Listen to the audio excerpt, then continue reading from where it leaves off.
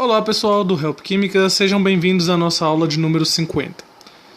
Na aula de hoje, estaremos falando sobre os óxidos, e as suas características e os seus usos.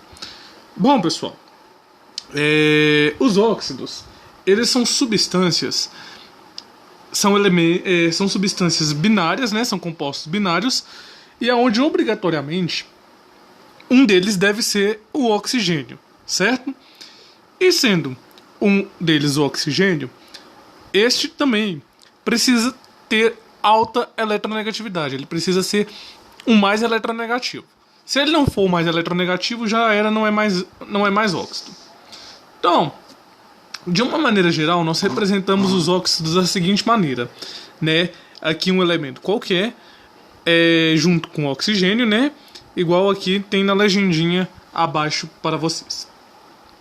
Exemplos de óxidos que nós podemos trabalhar são o NO, o CO2, o NO2, o CaO, independente da quantidade de oxigênio ou independente da quantidade do elemento que nós temos aqui, se eles estiverem junto com o oxigênio como binários, dois elementos diferentes, e o oxigênio ser o mais eletronegativo dessa criança, aí esse carinha ele vai ser um óxido obrigatoriamente. Beleza? Então esses daqui são alguns exemplos de óxidos que nós estamos trabalhando na aula de hoje. Aqui para vocês eu tenho dois exemplos que podem confundir e que não são óxidos. Por quê? O primeiro não é óxido porque o oxigênio ele não é o mais eletronegativo. Observem que ele está do lado esquerdo do elemento, certo? Então ele tem a nuvem eletrônica dele não está deslocada para ele, sim para o flúor, Então ele tem um momento de dipolo positivo, certo?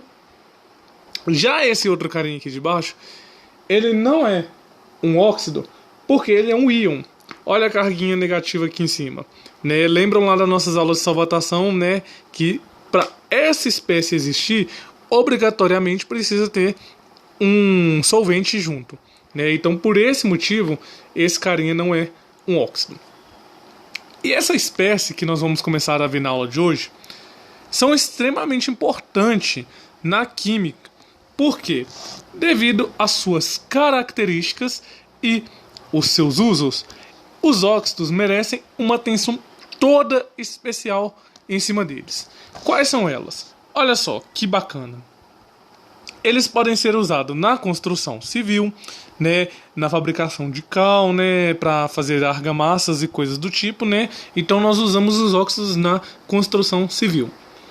Em grande maioria, os óxidos são sólidos e gasosos, mas eu destaquei sólidos aqui porque a maioria dos óxidos são sólidos.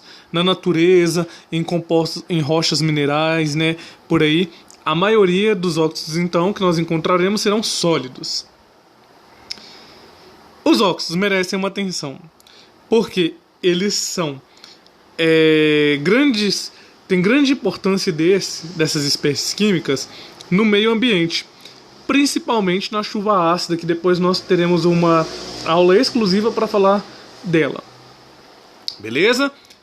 E os óxidos também são importantes porque são produtos de algumas reações químicas, como o que eu citei anteriormente para vocês, na questão do meio ambiente, Como eu já havia dito, os óxidos eles são grandes causadores da chuva ácida, Entre a chuva, não apenas a chuva ácida, mas também do efeito estufa, que também nós iremos discutir daqui a algumas aulas. Beleza? Então tá, pessoal. Essa foi a nossa aulinha então de introdução aos óxidos, belezinha? Na sequência, nós aprenderemos a classificar os óxidos, quanto a seu tipo. Beleza? Então tá, galera. Forte abraço e até já.